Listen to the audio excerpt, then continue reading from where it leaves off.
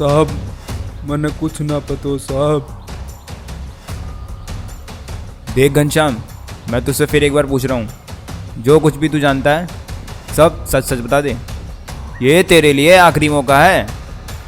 साहब मैंने पहले ही सब सच सच बता दियो। मैं एक गरीब लोहार सू, मैं ही पचड़म को नहीं पढ़ना चाहूं। मेरी बेटी तो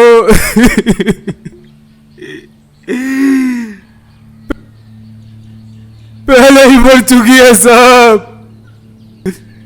मेरा इस दुनिया में कोई नाश है।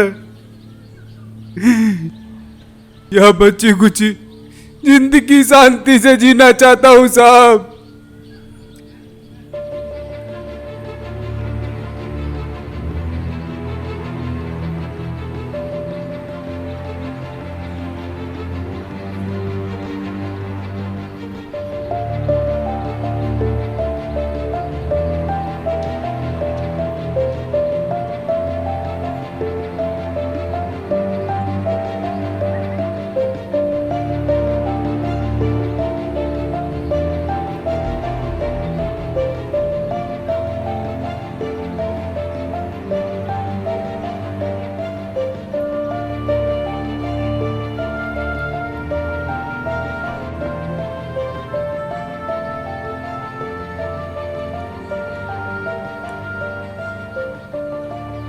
साहब इधर उधर ना घूमो, सांप बहुत निकलते हैं, काट लेंगे आपको।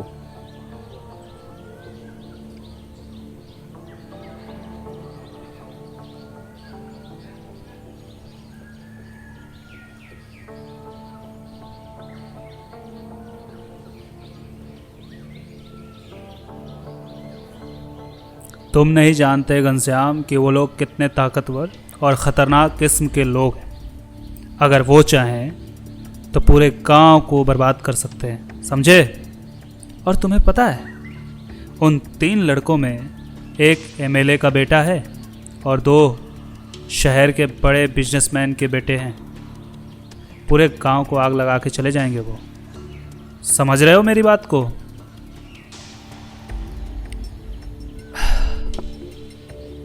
घनश्याम, उस रात क्या हुआ था?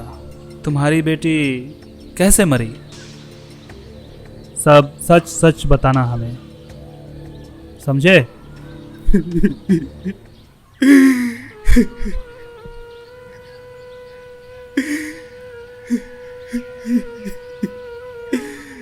साहब मत मारी गई थी साहब मेरी, जो मैं अपनी बेटी को पढ़ाना चाहता था साहब। उस रात को वो कॉलेज से आ रही थी, उसने ना मेरा था। 3 जंगली सुअर घात लगा के बैठे, जैसे उनकी नजर पड़ी टूट पड़े।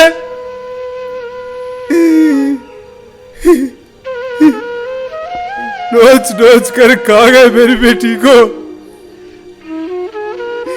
तब तक खाते रहे जब तक वो मर नहीं गई साहब। बस उसी रात मैंने अपनी बेटी की चिता उस नदी किनारे जलाई थी साहब। बस बस, अब हमें वहाँ लेके चल जहाँ ये सब घटा था।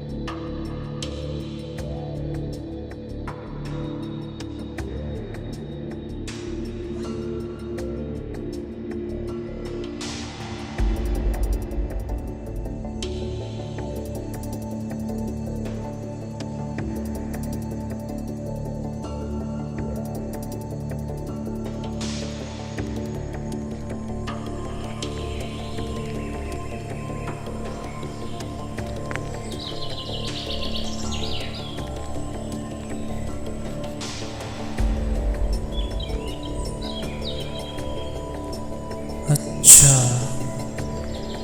तो ये रास्ता सिर्फ चिता तक पहुंचने के लिए बनाया गया था। क्या छुपा रहे हो घनश्याम? कुछ तो है।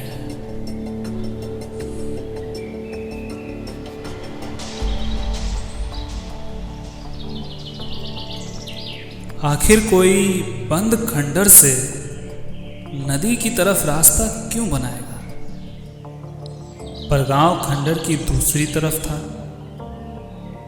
रास्ता ही साफ करना है तो खंडर से गांव की तरफ का करना चाहिए।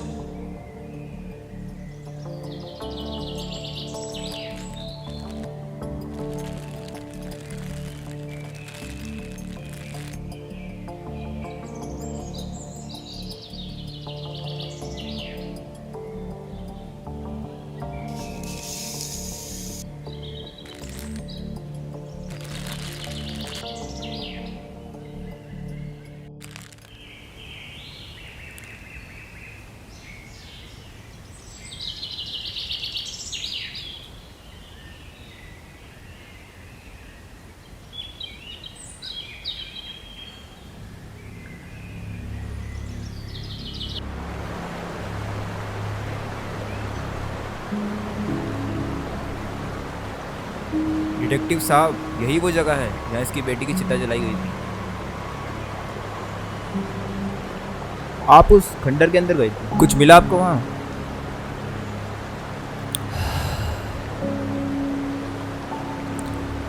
नहीं इंस्पेक्टर साहब, वहाँ तो कुछ नहीं मिला। वो सिर्फ एक बंद खंडर है। आपको कोई सबूत या निशानी मिली यहाँ पे? हाँ, ये कुछ बियर के बॉटल के टुकड़े मिले।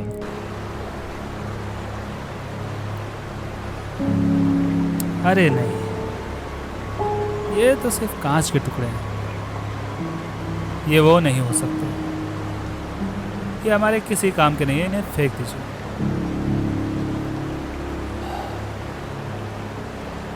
इंस्पेक्टर साहब, मुझे लगता है हम लोगों को यहाँ से चलना चाहिए। यहाँ कुछ नहीं मिलेगा। हाँ डिटेक्टिव साहब, आप शायद ठीक ही कह रहे हैं। अब हमें यहाँ से चलना चाहिए। चलिए चलते हैं यहाँ से।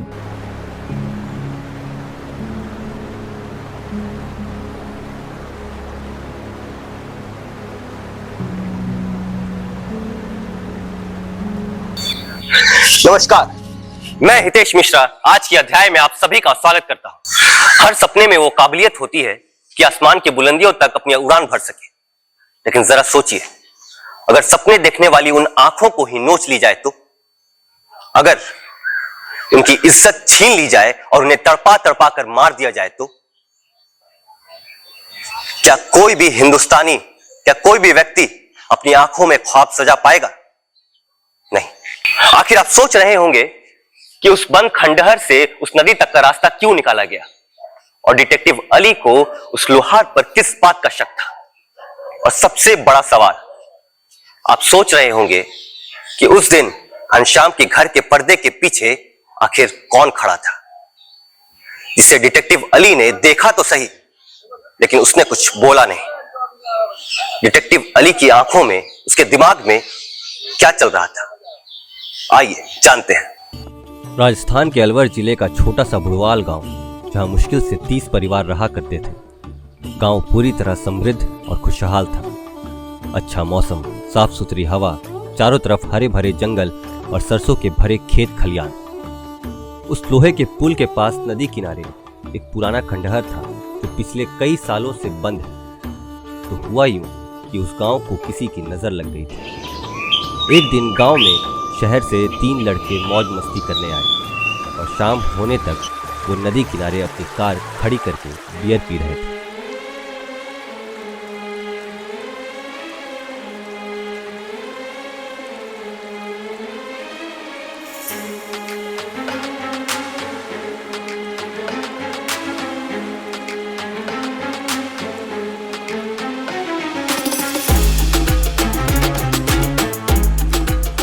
वाह, मजा आ गया। ये गांव की हवा और ऊपर से ये बियर, बस अब एक चीज की कमी है। अरे क्या चाहिए तुझे, बता तो मुझे। अरे इतनी जल्दी भूल गए, कॉलेज में जो लेते थे। अरे अभी रुक जा, अभी चुनाव का वक्त है, चुनाव हो जाने दे, उसके बाद तू जो बोलेगा वो मिलेगा। अबे रहने दे, तू भी वही है और तेरा बाप भी वही है। तू एक बार आ मेरे साथ, देख क्या से क्या करवाऊंगा।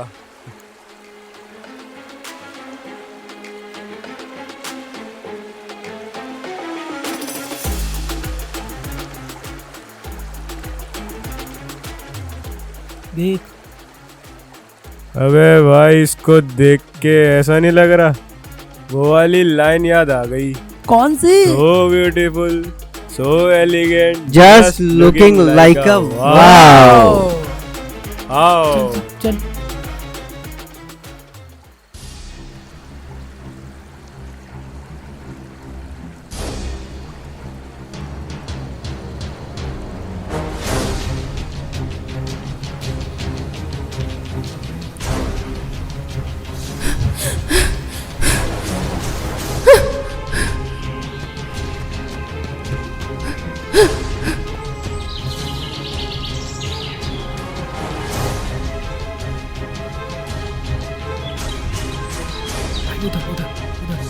चल चल चल चल।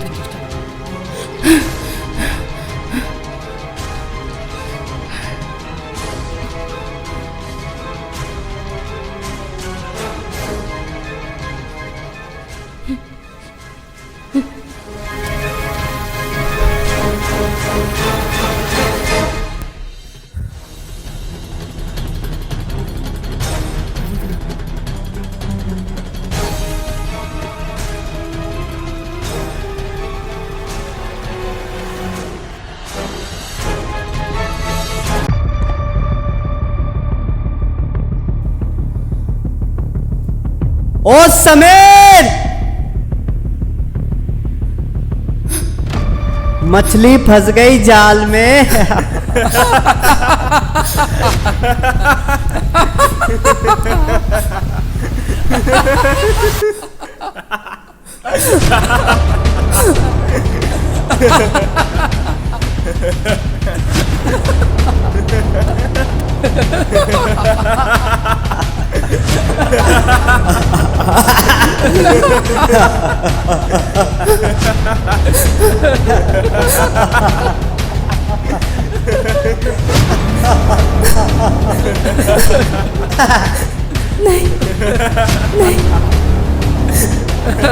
चुप, एकदम चुप, चुप। बोला ना चुप, एकदम चुप। भाई पकड़।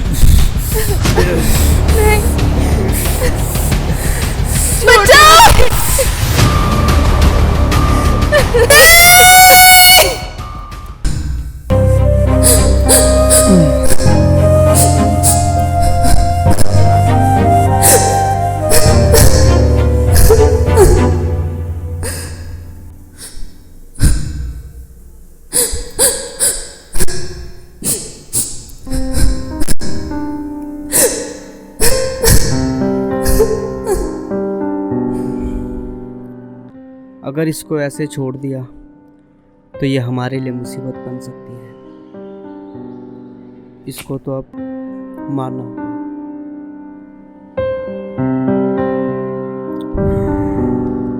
एमएलए साहब, ये कर तो लिया, अब आगे क्या करना है?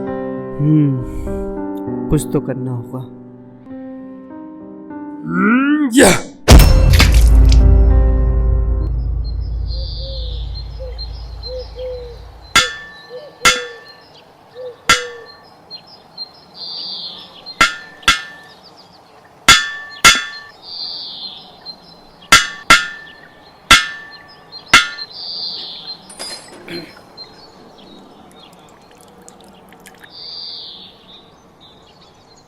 नमस्ते साहब। नमस्ते नमस्ते। आज वो दूसरे वाले साहब ना आए आपके साथ? नहीं घनश्याम, आज मैं अकेले ही आ गया। क्या बात है घनश्याम, तुम्हारा काम तो बड़े जोर शोर से चल रहा है। ये लोहे के गेट, ये लोहे की बेंच पहले तो नहीं थी। क्या है ना साहब, गांव में जंगली जानवर ज़्यादा हो गए हैं, की सुरक्षा के लिए करें जी। आप बैठिए बैठिए बैठिए सर।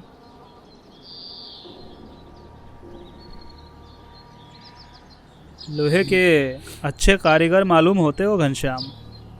शहर में जाके क्यों नहीं करते ये काम? वो क्या है ना साहब, ये गांव छोड़ने का मन नहीं करता। वैसे तुम्हें एक बात बतानी थी। जी साहब बताइए। याद है तुम्हें 3 दिन पहले जब हम उस नदी किनारे जांच पड़ताल के लिए गए थे? याद होगा तुम्हें, मैं उस बंद खंडर के अंदर गया था। हाँ साहब याद है। वहाँ से मैंने मिट्टी के कुछ नमूने लिए थे। शहर जाकर जब मैंने उनकी जांच कराई तो पता है उसमें क्या मिला? उस मिट्टी में मुझे 3 अलग अलग लोगों के खून मिले।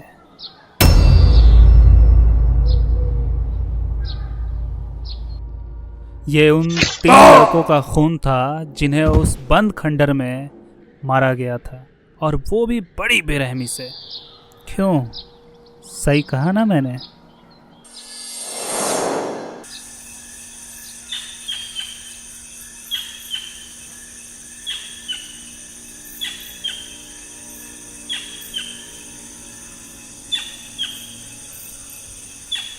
और उन तीनों की लाशों को खंडर से घसीटकर नदी किनारे ले गए।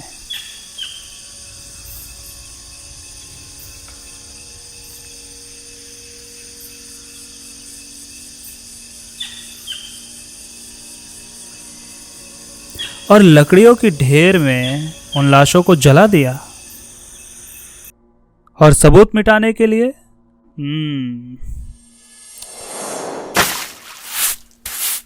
उस खंडर की दीवारों को और फर्श को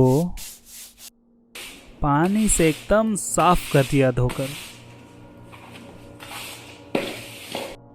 और बंद खंडर से चिता तक घसीट कर लाशों को ले जाने तक जो खून के धब्बे गिरे थे, उन्हें मिटाने के लिए तुमने पूरा रास्ता ही खोद डाला, ताकि ना कोई मिट्टी रहे और ना कोई खून के धब्बे।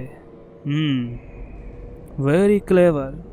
और फिर तुम उन तीनों के मोबाइल फोन्स अपने पास रखे और यहाँ से दिल्ली तक जाने वाली बस का टिकट कटाया।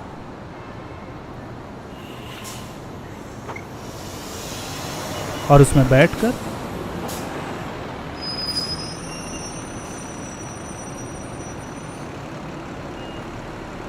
उन तीनों के मोबाइल फोन्स किसी सीट के नीचे छुपा दिए।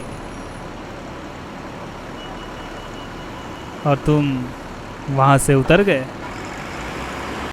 और मोबाइल की बैटरी एक एक करके खत्म होती रही और मोबाइल फोन्स एक एक करके बंद होते गए।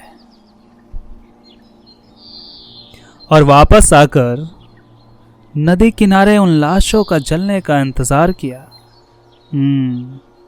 और उनकी अस्थियों को नदी में बहा दिया।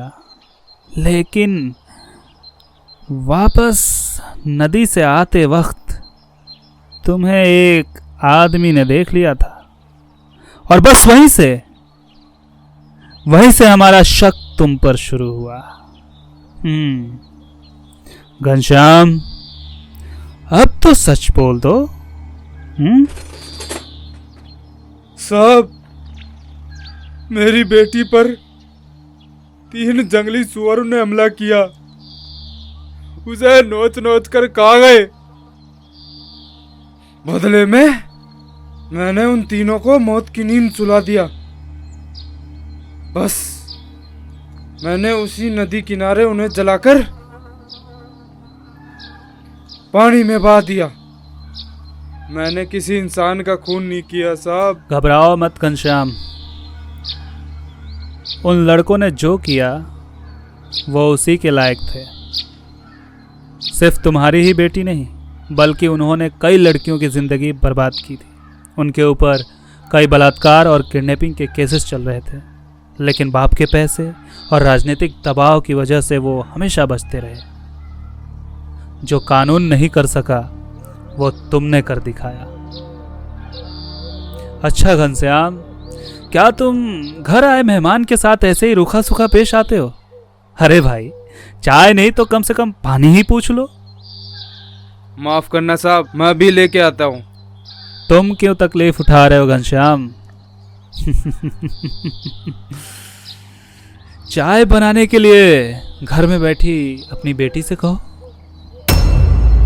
मैं जानता हूं घनश्याम कि तुम्हारी बेटी जिंदा है। उस रात नदी किनारे वो 3 लड़के तुम्हारी बेटी को मारते, उससे पहले ही तुमने उन तीनों को मार दिया। जब पिछली बार मैं तुम्हारे घर आया था, तुम्हारे घर के सामने मैंने एक लेडीज चप्पल देखे थे, और जब मैं तुम्हारे घर का चक्कर लगा रहा था तो पता है, तुम्हारे घर के अंदर से एक लड़की की दबी हुई खांसी सुनाई दी। और फिर वापस जाते हुए तुम्हारे घर के पर्दे के पीछे से किसी की होने की आहट सुनाई दी। तभी मैं समझ गया, क्योंकि उस मिट्टी में उन 3 लोगों के खून के अलावा और किसी का खून नहीं था। इसका मतलब तुम्हारी बेटी जिंदा है। क्यों, ठीक कहा ना मैंने घनश्याम? नींबू बेटा, साहब के लिए गुड़ और चाय लेके आओ।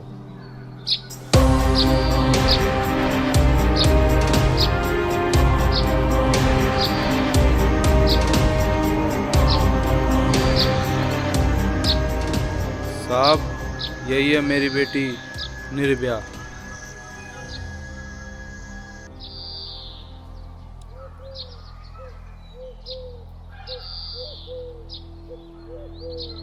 अरे वाह,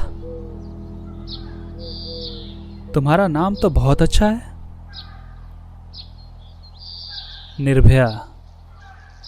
फिर ये चेहरा क्यों छुपाई हो? बेटा, तुमने ऐसा कोई गलत काम नहीं किया जिससे कि तुम्हें अपना चेहरा छुपाना पड़े। अपना ये दुपट्टा हटाओ।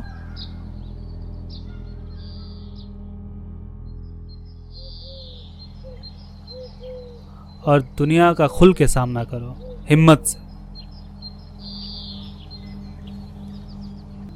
जाओ बेटा, अपना पिछला सब कुछ भूलकर भविष्य बनाओ।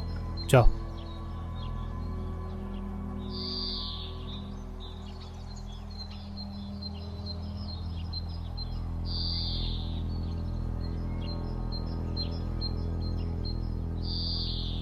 अच्छा घनश्याम, मैं चलता हूँ। अपनी बेटी का ख्याल रखना। ऐसा करता हूँ, साहब को तोहफा दे देता हूँ, साहब खुश हो जाएंगे। अरे साहब रुकिए। ओह, साहब, ये मेरी तरफ से तोहफा आपके लिए। अच्छा घनश्याम, मुझे एक बात समझ नहीं आई। जिसमें वो 3 लड़के आए थे इतनी बड़ी गाड़ी में, उस गाड़ी का क्या किया तुमने? इसमें रंग करा लीजिएगा साहब, बहुत सालों तक चलेगी। ये बात मेरे दिमाग में क्यों नहीं आई?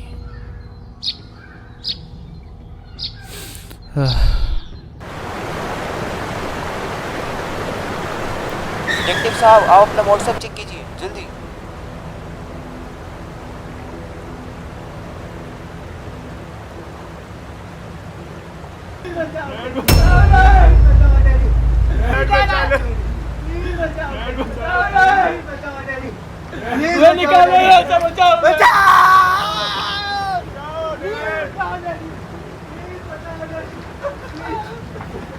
बचाओ डैडी, प्लीज बचा लो, आखिर कौन है घनश्याम लोहार और उसकी बेटी निर्भया? जानने के लिए अगले भाग का इंतजार करें।